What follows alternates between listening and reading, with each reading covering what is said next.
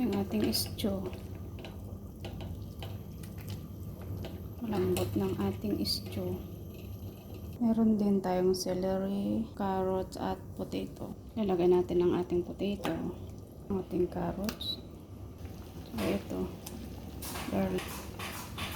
Yan, ang ating beef stew.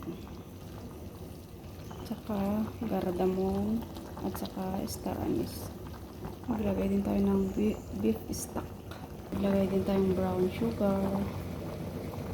Ito na ating beef stew. Natin ang celery. Ito na yung ating stew.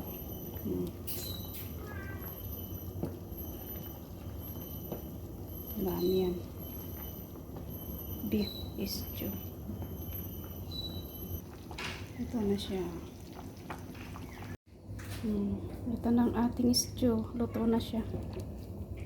Sarap na yan. Stew. Bigyan natin ng kaunting white wine. Ayan. Ito na ang ating stew. Beef stew.